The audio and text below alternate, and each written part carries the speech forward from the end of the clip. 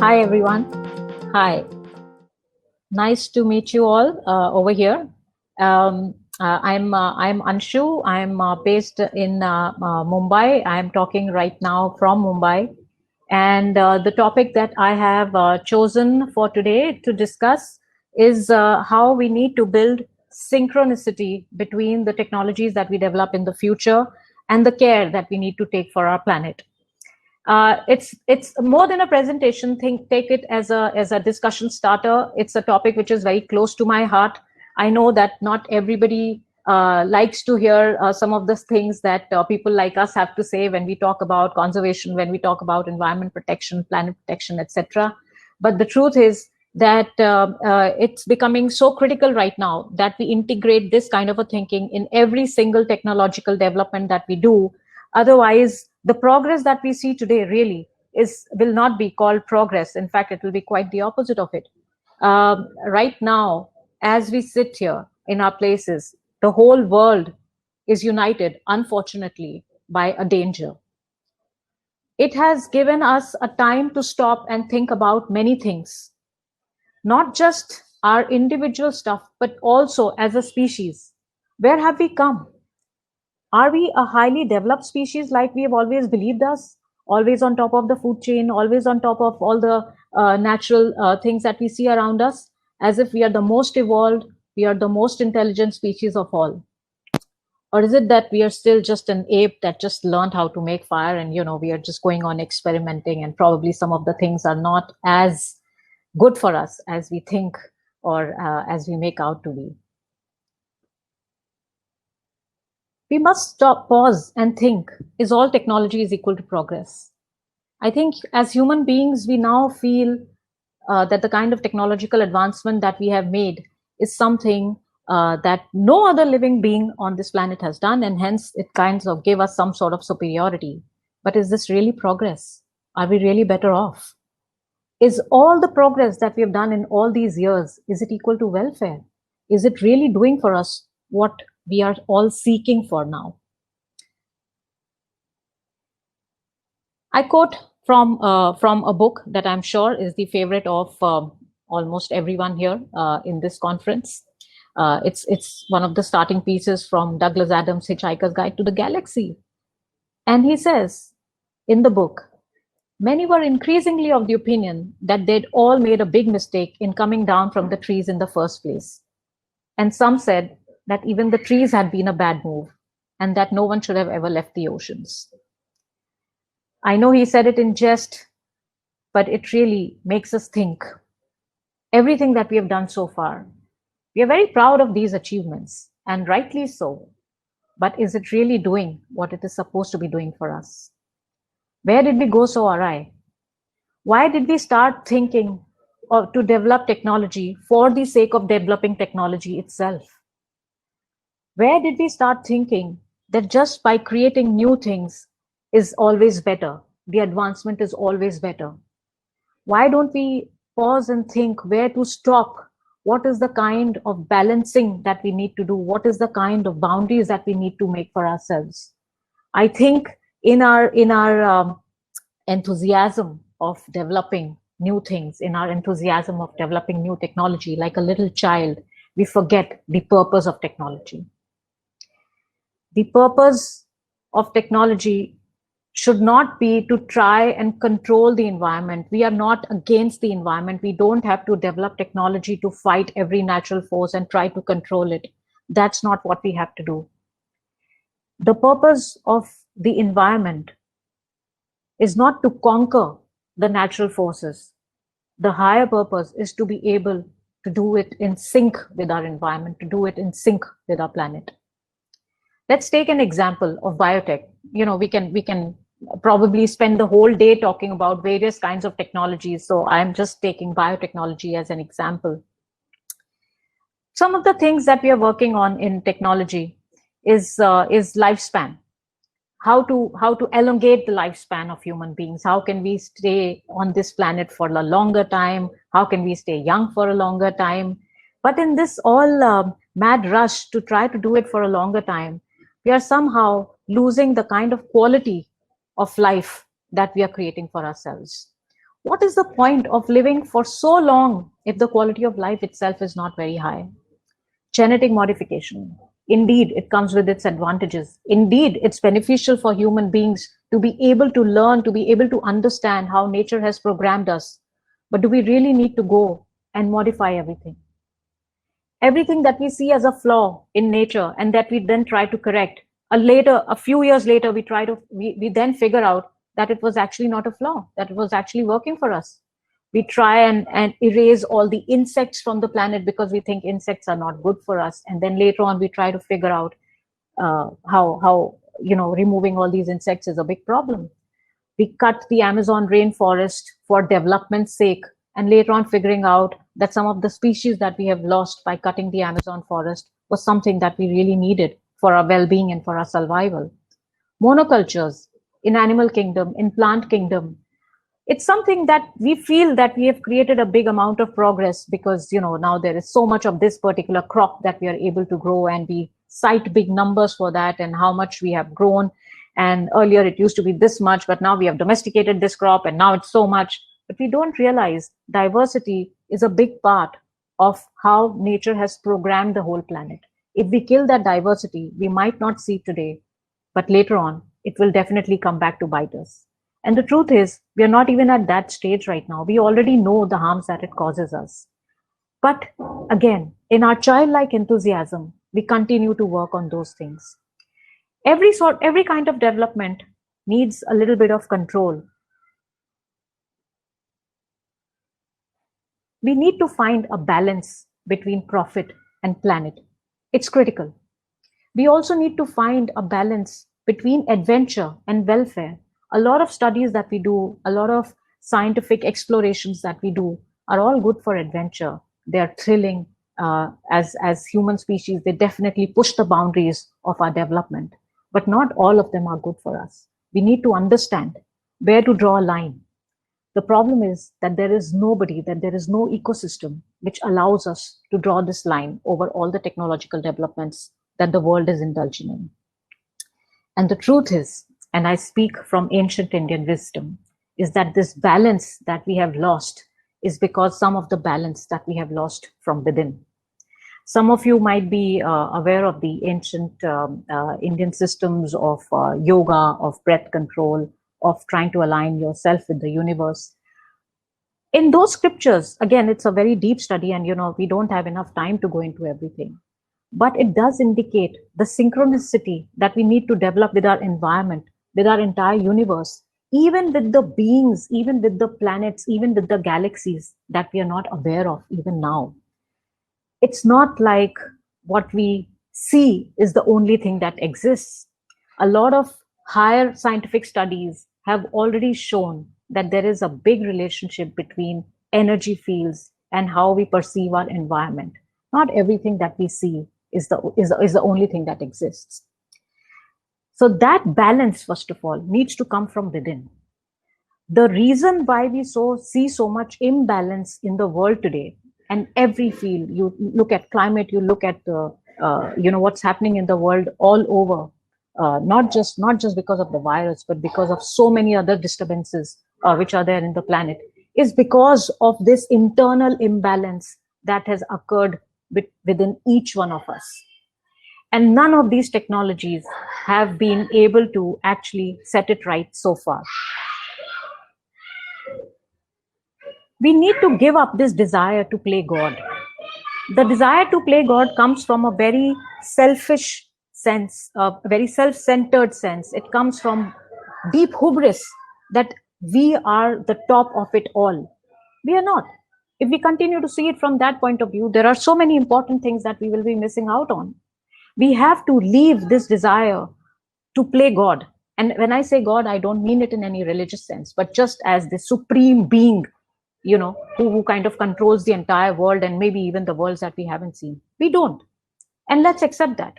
There are so many other sentient beings on this planet around us, and all we have done is actually destroy them.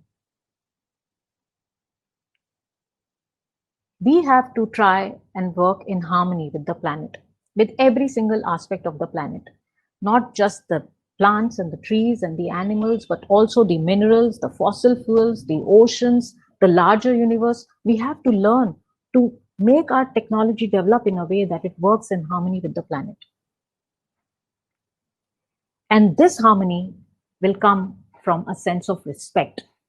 Unless we start respecting every being, we start respecting every planet, we start respecting every single thing that is on this planet with us, it is difficult to find this sense of harmony. And when I say respect, please take a moment to see what's happening in the world around us. And you will see time and again the disturbances that we are facing in different countries in different ways are all emanating from this lack of respect that we have for other beings. We must look at climate justice. We must look at social justice. No development on this planet, however much technology we develop, can come if we don't start seeing everyone as equal. If we really are the kind of intelligent being that we pose ourselves to be, it will become our job to take every single thing, every single element, every single species along with us. Climate justice is not just for another human beings, it's for animals, it's for plants, it's for every single resource that this planet has provided us. The planet is a living being. Now, it might seem odd that I'm talking about concepts of harmony and respect and social justice in a tech seminar, but is it really? See the kind of boundaries that are blurring between our lives and technology. They're all becoming one. And more as we go towards this alignment of technology and humanity, it is important that the values of harmony, respect, and justice come in the world of technological development as well. In my opinion, the future technologies will need to have elements of compassion, will need to have elements of nurturing, and will need to have elements of collaboration, not competition, not conquering, not trying to conquer every single natural force that we see, but we need to work hand in hand. There are many technologies which are working on those kind of premises. Some of them are listed here. I'm sure a lot of you must be working in different parts of these verticals as well. But the point that I just want to make here is that when we work on some projects, let's think about compassion. Let's think about, does it bring better social justice? Does it bring collaboration between all kinds of people and all kinds of living beings? Or is it just something that allows us to stamp our supremacy over others? Because if that's the case, then we know sooner or later it is going to come back and bite us, as we are already seeing with some of the technologies. And I might be biased, but I do believe that women are best suited to be the vanguards of future technologies. Why? Because compassion and nurturing is something that is inbuilt in us. And that is why I'm so excited to be a part of Women Tech, because I genuinely feel that the kind of the kind of hubris or the kind of the supremacist tendencies that have been shown by some of the technologies that have been developed is largely a male feature. And now what the world needs is more of nurturing, is more of caring. And if we as women take charge of the future technologies, I feel those values will be built in. So with this, I thank you for your time. These were some very deep topics. I'm very happy to take any questions. And you know, we'll be very happy to hear what your opinions are. Like I said, this presentation was just supposed to be like a discussion starter, and it's a topic that that I'm very passionate about, and I will be very happy to keep in touch with each one of you and hear more from you all. Thank you. If there are any questions, I'm happy to take them now.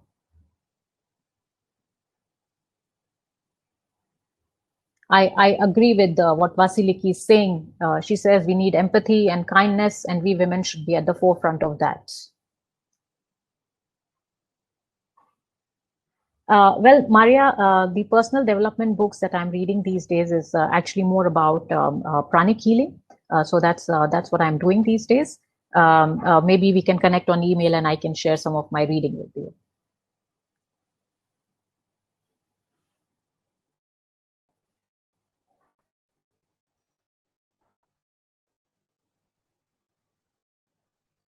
But Now, Luana, I think it's really up to us, and movements like this, they start small, and sometimes we don't even know where these movements will start. Look at what's happening in the US. One incident, and the whole country is shaken.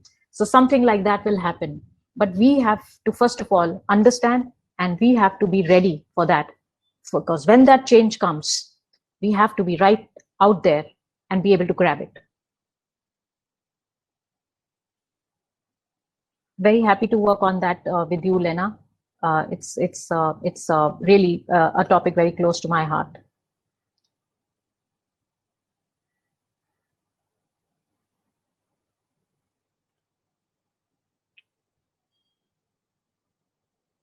Anna is asking, as technology people, what are your thoughts on the climate and social impact of creating and powering this technology? And what can we do to make it better and more responsible and good? Very good question, Anna. I think first of all, we have to be aware of the impact that it makes in the larger sense. A lot of times, the technologies that we develop are all driven by uh, business goals and stuff like that, and they don't always take triple profit into mind, and they don't take impact of environment into mind. uh, Again, I think that's a very you know pardon me again if I sound biased, but these are very male tendencies. I think when women take charge, and when women are at the helm of such projects, they are able to take care of many elements and actually make them work together. So when we talk about any project, I think it will come to us naturally that we look at the climate impact of it, that we look at the social impact of it, and we will probably actually let go of a lot of projects, because it might sound all fancy, and it might sound very thrilling, it might sound very exciting, but those are like boys' toys, and we know that we probably, as a planet, we probably don't need those things. So I do feel that if we take charge of more and more such projects, if we get into development of such technologies, we will be taking care of that. Hi, Rania. Nice to hear from you.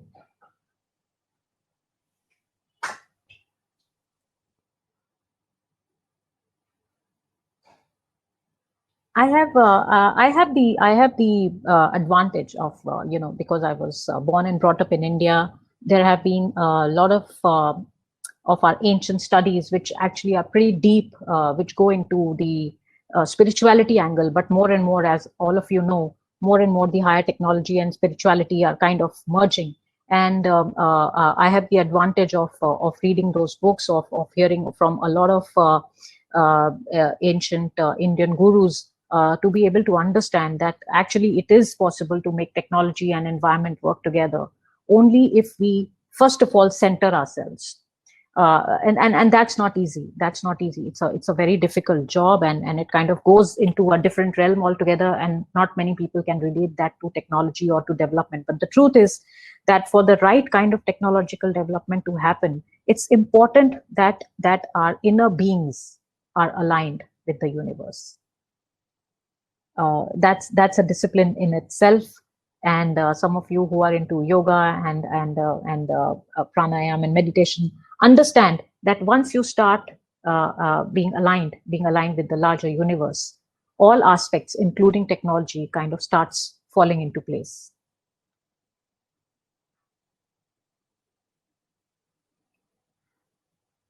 Hi, Mary Ellen.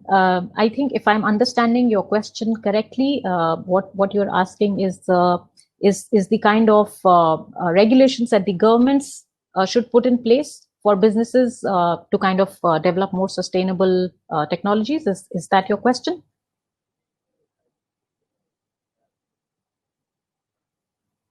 I think one of the most important thing is that we need to get beyond this microscopic view of profits, right? Unless we start ascribing a high cost to the negative impact that we put on environment and the negative impact that we put on society, on various parts of the social fiber, till the time those costs are actually taken into account, we really don't know what is the real cost of this project that we are developing. And you will see this in every single thing, from a small thing like bottled water to even larger technology heavy projects. But what the government needs to do, and again, we've been working on this for a very, very long time. It's a uphill task, is to actually let go of personal profits, let go of corporate profits, and start thinking of a larger picture. I know it's very easy for me to stand up and say that, and it's very difficult to do. But the truth is that the change always starts from this one individual who will start thinking differently, this one government who will start thinking differently, this one corporate who will start thinking differently. And if we can put a higher amount of value on recyclability, on sustainability, on things like that, on things like that, ultimately when the product finishes its life cycle, there is already a process that has been created for it to be disposed of responsibly, that it does not make use of natural resources in an unreasonable way. If we start thinking about all these things in every single technological project that we do, then I'm sure as a civilization, we will be able to develop the kind of technologies that don't work against the planet. We are not different from the planet. If something works against the planet, ultimately it will work against us. And now the human beings are out there in the space trying to look for a new planet, because this planet is becoming unmanageable. But if we do not break this pattern, we will repeat the same thing in the next planet as well. So first of all, we need to see our sink between this planet. We can't think that by destroying Amazon rainforest we are not destroying ourselves. That kind of thinking needs to change. For so long, for hundreds of years, we have developed at the cost of the planet. That needs to stop. Again, it sounds very esoteric, it sounds spiritual, and it sounds very naturalist and all that, but it's the truth. It's no more a hippie thing to do. We must acknowledge that planet is a living being. We are living with the planet, and we cannot continue to harm the planet and think of ourselves as developed and progressed.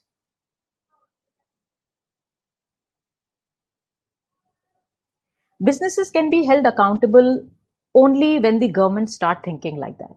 Actually, it's very easy to hold business accountable, because that ecosystem is created by the governments. And well, in a way, the governments are created in democracies, at least are created by the people.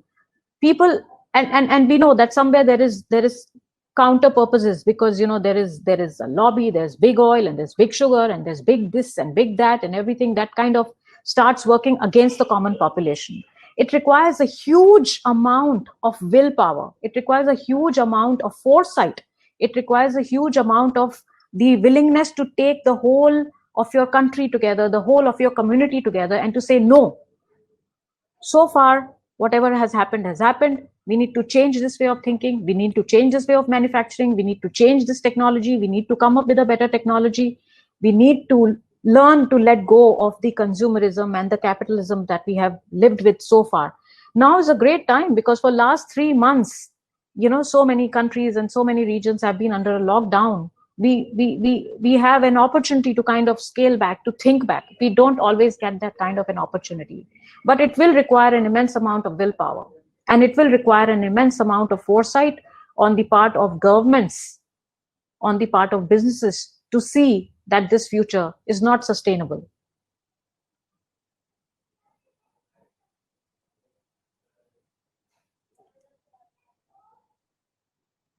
Yes, Marielle, we do need real leadership. And again, like I said, I feel as women, we are the ones who are naturally born for this kind of a role, where many different aspects have to be taken care of, where nurturing is the primary thing and not competition, where collaboration is the primary thing and not conquering the other party. And that's why I think when we come together as women, when we try to make this huge force as women who are thinking alike when it comes to future development, I think we will definitely be able to make a dent.